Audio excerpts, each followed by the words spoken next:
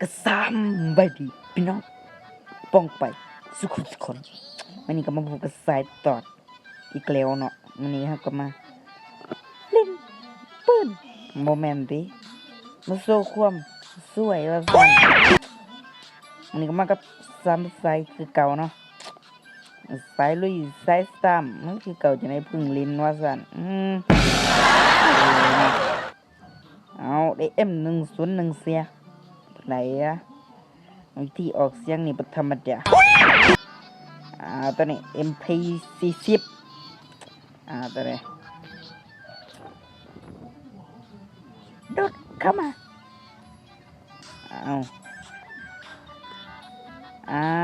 ยิงกันอยู่เทิงบ่ยิงกันอยู่เทิงบ่เดี๋ยวมึงเจอดาวบังกะให้มึงเดียกว่าจังไดมันจะใช่วะโดดออกมาบ่จังไดโดดออกมาบ่ลูกซ่องยันนางลูกซ่องยันนาเรียกไปหนึ่งจังไดผมไม่เห็นนะผมไม่เห็นนะเจ้าเห็นยังเห็นยังผมไม่เอกับบิวว่าจะลินเอกับบิวบอกแล้วอย่าเห่าเด้ออย่าเห่าร้ายเป็นกลุ่มใหม่และจังไดเสียงรบกวนกับขออภัยอะไรเด้อพี่น้องปองไปบ่ได้ลืมเข้ามาก็ฝากกดไลค์กดซับสไครต์และกดกระดิ่งเพื่อเป็นกำลังใจให้คนเห็นคลิปแน่เด้อตอนนี้เขาก็มาเล่นเกมฟรีไฟร์ก็เล่นฟรีไฟร์เนี่ยเพราะมีแต่เกมเดียวว่าสั่นตอนนี้สแลนขึ้นเมืองพีกว่าสั่นปอแปะว่ามึงเดี๋ยวปอแปะกันปอแกะเกาะแกะอุ้ยปอแปะไรปอแปะมาปอแปะกับว่าสั่นตอนนี้เราก็จะขึ้นเมืองพีกเนาะเมืองพีกตั้งแต่สแลมกับเมืองพีกตัวไหนมันนั่งแบบเหงาวะแบบเนี่ยมีคนตัว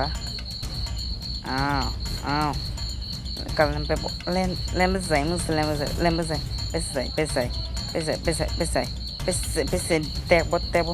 แตกบ่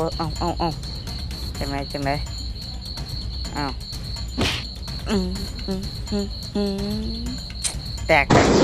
แตกไปเลยแตกไปเนาะสีเขียวเนาะสีเขียวไปแล้วแตกไปก็ไปจิกซิโมหลายนะไม่จิกซิโมเพิ่งกี่เขียวสันสกาวะได้สกาคูณ2ตอนนี้สแลมเซบูฮูแต่ว่าสแลมไม่ทางหน้า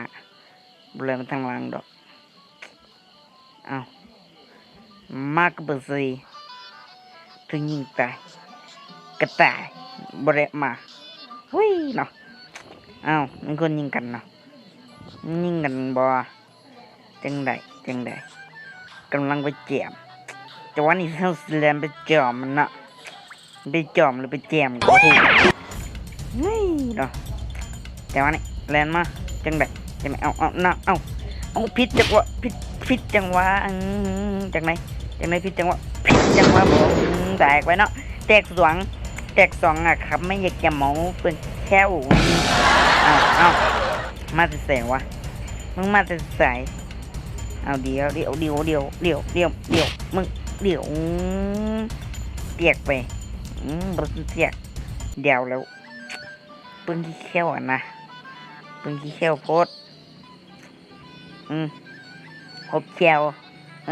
มันหกเขี้ยวพูดได้ออกเสียงบธรรมดาเนาะไอซ์วอลปกติไอซ์มันจะไอได้ไอซ์ หยอกมาไอ้ที่บอกพุ่น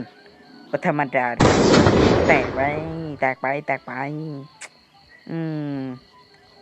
เจ็ดเขียวจังไหนตอนนี้บ่ฮู้ว่าสิไปใส่แต่ก็ฮู้ว่าแล่นทั้งหน้าทั้งหลังไปได้เบิดอุ้ยหนอเอาใส่ซ้ำมันยังว่าเลือดลดฟับโอ้โหคนได้เก็บได้อีกบ่ธรรมดา จังไรจิกเติบติดคออุ้ยบุญไหนมีติดคงติดอ้าวยืนใส่วะอ้าวกะยิงมาบอปอแปะรู้จักบอปอแปะนะรู้จักบอเอายืนใส่เอาอุ้ยบันทึกหัวบักพากอุ้ยดาวไปเนาะจังไหนเอาจีเอ็มเอาจังไดถึกบักได้what the fuck ผู้ใดติดคันมักคันหักก็ฝากกดไลค์กดแชร์กด Subscribe ใส่ตอนในเด้ออย่าลืมกดกระดิ่งให้ในเด้อก็ขอกราบจบคลิปเพียงเท่านี้เนาะ